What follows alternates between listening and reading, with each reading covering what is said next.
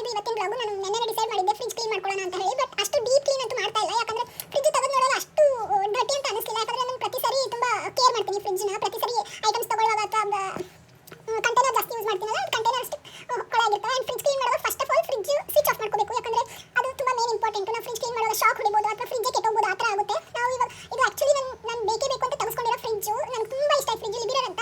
Because ಇದರಲ್ಲಿ ಮಸಾಲ ಇಡಕ್ಕೆ ಅಂತಾನೆ separate space ಕೊಟ್ಟಿದ್ದಾರೆ, ಸಪ್ರೇಟ್ ಡಬ್ಬಿಸ್ 5 ಡಬ್ಬಿಸ್ ಕೊಟ್ಟಿದ್ದಾರೆ. ಆ್ಯಂಡ್ ಕೆಳಗೆ ಫ್ರೂಟಿಗೆ ಅಂತಾನೆ ಬೇರೆ ಎಲ್ಲ ಫ್ರಿಜ್ಜಲ್ಲೂ ಇರುತ್ತೆ. ಬಟ್ ಇದು ನನಗೆ ಸ್ಪೆಷಲ್. ಇದನ್ನ ನೋಡಿದ ತಕ್ಷಣ wow, this is my fridge, ತಗೊಳ್ಳೇಬೇಕು ಅಂತ ಹೇಳಿ ನಮ್ಮ ಮನೆಯವರು ಆವಾಗ ಫ್ರಿಜ್ ತಗೋಬೇಕಂತ ಐಡಿಯಾ ಇತ್ತು ನಮ್ಮ ಹತ್ರ. ಆವಾಗ ತಗೋಬೇಕಂತ ಹೇಳುವಾಗ ಇದೇ ಫ್ರಿಜ್ ಬೇಕು ಅಂತ ಹೇಳಿದ್ದೆ. ನಮ್ಮ ಮನೆಯವರು ಬೇಡ, ಇದು ತುಂಬಾ ಜಾಸ್ತಿ ಕಾಸ್ಟ್ ಆಗುತ್ತೆ ಅಂದ್ರು. ಬೇಡ, ನನ್ನ ಫ್ರಿಜ್ಜೇ ಬೇಡ, ಕೊಡ್ಸಂಗಿದ್ರೆ ಇದನ್ನೇ ಕೊಡ್ಸಿ ಅಂತ ಹೇಳಿದ್ದೆ. ಆವಾಗ ಕೊಡಿಸಿದ್ರು ನನಗೆ ಇದೇ ಫ್ರಿಜ್. ನೀನು ಇಷ್ಟ, ನೀನು ಯೂಸ್ ಮಾಡೋದಲ್ಲ ಮನೇಲಿ ಅಂತ ಹೇಳಿ. ಆ್ಯಂಡ್ ಎಲ್ಲನೂ ನೀಟಾಗಿ ತೆಗೆದಿಡ್ತಾ ಇದ್ದೀನಿ.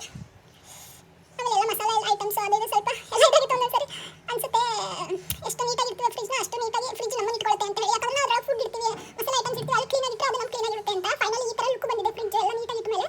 ಮೇಲ್ಗಡೆ ಐಸ್ ಬಾಕ್ಸಲ್ಲಿ ಇಷ್ಟು ಮಸಾಲೆಗಳನ್ನ ಇಟ್ಕೊಂಡು ಆ್ಯಂಡ್ ಕಸೂರಿ ಮೇಥಿ, ಆಮೇಲೆ ಕರ್ಡು, ಆಮೇಲೆ ಸಾಸ್ ನಮಗೆ ಯಾವಾಗ ಬೇಕಾಗುತ್ತೆ, ಆಮೇಲೆ ಮೆಣಸಿನಕಾಯಿ ಇಟ್ಟಿದೆ. ಈ ಥರ ಕಂಟೈನರ್ ಯೂಸ್ ಮಾಡೋದ್ರಿಂದ ತುಂಬ ಈಸಿ ಆಗುತ್ತೆ, ಈಸಿ ಗೋಯಿಂಗ್ ಆಗುತ್ತೆ. ಫ್ರಿಜ್ ಒಂದು ಖಾಲಿ ಇತ್ತು, ಇದು ಕೆಳಗಿನ ಎರಡು ಇವಾಗ ಯೂಸೇ ಬರ್ತಾ ಇಲ್ಲ ನನಗೆ. ಯಾಕಂದ್ರೆ ಕಂಟೈನರ್ ಯೂಸ್ ಮಾಡೋದ್ರಿಂದ ಈ ಕಡೆ ಉಪ್ಪಿನಕಾಯಿ, ಈ ಕಡೆ ಮಸಾಲೆ ಐಟಮ್ಸು.